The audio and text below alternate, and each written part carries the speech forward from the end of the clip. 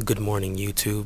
Today I'm bringing you another match against FlamingMonferno20, but before I get into the team preview, something of extreme importance needs to be announced.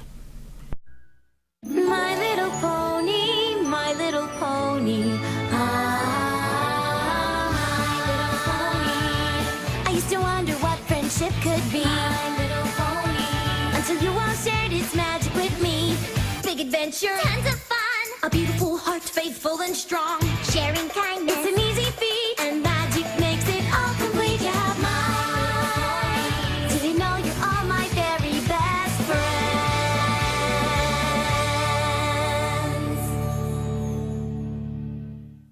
Having that said, did you know you're all my very best friends? I'd like to give special thanks to Mulder. Mulder's a very rare and unique person, and he's a really good friend. He's a true friend, and in life, when we find true friends like Mulder, we should really do our best to keep them, and I vow not to allow our friendly rivalry to turn into unsporting rivalry. So thanks, Mulder, for giving me the courage to continue playing Pokemon and feeling good about myself. So the first thing that I noticed that when I look at Flaming's team is it's weather versus non-weather, but I really don't feel that intimidated by this team because the only two threats I really notice are his Tornadus and his Latias.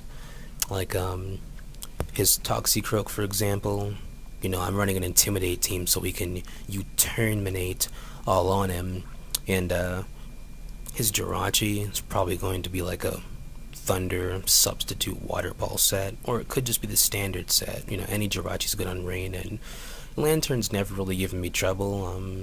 To me, it was like always a knockoff version of Rotom, but then again, it has Volt Absorb, so it can prevent Volt switching of Rotom. So maybe you could beat Rotom in a one-on-one.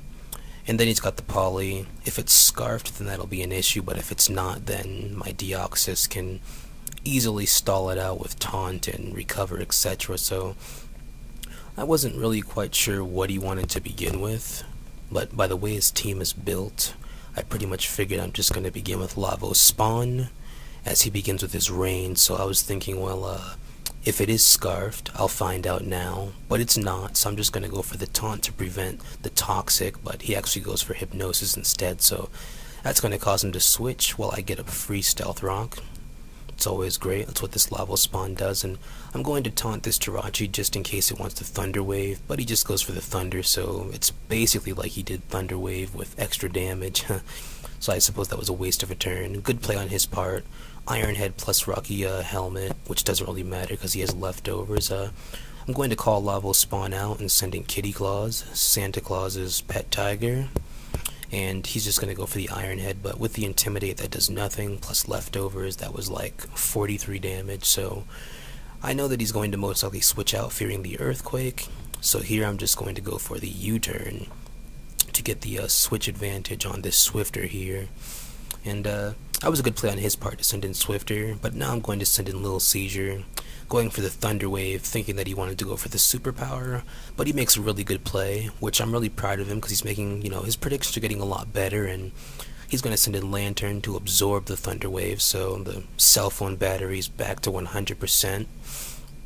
And now I was thinking, oh, okay, he's probably going to go for the Thunder Wave or the Volt Switch, or maybe even the Confuse Ray. Lantern's pretty interesting. So I'm just going to send in Lavos Spawn as he goes for the Scald. So that was a good play on his part. He didn't over-predict anything, just in case, Kitty Claus came back in. And now he's going to Volt Switch, so I could have sent Kitty Claus in, but didn't want to get scalded, and make myself look like a fool, so I get Parahaxed, and I'm just going to call Lavos Spawn back and send in Little Seizure, which was actually somewhat of a misplay since, it's raining, and I should have figured that this thing was either Life Orbed or Spexed, but Little Seizure is able to survive 2 Surfs, so I guess it's not that bad, and she's able to U-turn out and do about 45% to Latias, so now I can send in Reach for Star, and by the way I send it in, FlamingMonferno suspects it to be Scarfed, which it is, so it's a good play on his part to send in Rain, his physical tank, and I'm just going to U-turn out, since either way it went, if he stayed in or switched, I still get switch advantage. I'm just going to send Lavos Spawn back in now, because I'm hoping to at least get 1 layer of spikes, knowing that I can survive a Scald. and I do not get para hacks, so I'm able to get up that one layer of spikes. So Lava Spawn didn't do 100%. It's only got one stealth rock and one spikes up. It was supposed to get up 3, but 50% is better than nothing. So now that he's fallen, I'm just going to go ahead and send in Little Seizure and go for the Wish. So Rain just destroyed 2 of my Pokemon. Score is 4-6 right now. FlamingMonferno's got a lot of momentum. And now I'm going to send in Reach for Star, not really having much of another option. I just go for the Brave Bird, thinking he's going to go for the Ice Beam, knowing that I'll survive it and get my Wish health back up, but he goes for the Hypnosis instead, so that was an interesting play on his part.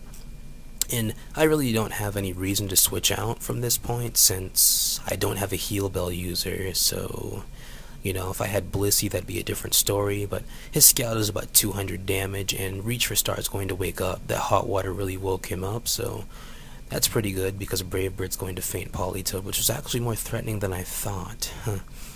More threatening than I thought. So I'm just going to call Kitty Claws in, because I know that he's most likely going to go for the Thunder or the Iron Head, and I want to save my Reach for Star, because FlamingMonferno20 does not have Stealth Rock up, so I can freely keep switching it in, and I know that he's going to withdraw his Jirachi, so I'm going to take this opportunity to go for yet another U-turn and send Reach for Star back in, who's Scarfed, hoping that he'll send in Jirachi to get hit by a close combat, who should get 2-hit KO'd after entry hazard damage, but he predicts the close combat and goes into his Toxicroak. Another really good play on his part, because Dry Skin plus Black Sludge is basically going to allow him to recover about 70% of the damage that it was just dealt to him, and I don't want to stay in here since I was thinking maybe it had Ice Punch, so I'm just going to send in Kitty Claws to get off and Intimidate, and I see that he goes for the Substitute, so I'm thinking probably Bulk Up, could be Swords Dance, or it could just be the Focus Punch version. I like that version the best, so I go for Earthquake to break the Substitute, of course. And I see that he goes for the Bulk Up, so I'm thinking, okay, well, Drain Punch and Sucker Punch, unless he has, like, Ice Punch or something, which I doubt. And here I'm just going to Scout. He goes for the Sucker Punch. I'm just going to go for Gravity, which really hasn't been helping Kitty Claws out, hasn't been helping this team out, so I'm actually going to replace Gravity with Substitute and probably make this Kitty Claws Adamant, since Adamant can like one-hit KO Starmie, which is beautiful. So I'm going to send in Salamence now to get the Intimidate off, and from this point, this is pretty much a good game, since FlamingMonferno expected me to have a Scarf Salamence, like most Salamence in the metagame are scarfed, but I like Dragon Dance. Even on the Moxie set, Dragon Dance is just more versatile in my opinion, so Salamence was able to get up 2 Dragon Dances, and it's going to destroy Jirachi with an Earthquake, and from this point he really has nothing that can stop Salamance's Rampage. You know, I was hoping that Gravity lasted one more turn, so I wasn't forced to Outrage, since I know that Fire Blast would not take out Swifter since it's raining, and it's okay though, because now he's going to send in Lantern, who will also be destroyed by the Outrage. So like, even though the ending was pretty choppy, as you would say, I still give FlamingMonferno20 a lot of credit, because he played very solid, you know, for just about the entire match. He played very solid. You know, he had a really good jump on me with the 4-6 score. You know, he was making good predictions. So I'm glad to see that, you know, my student, you know, my star student's getting a lot better.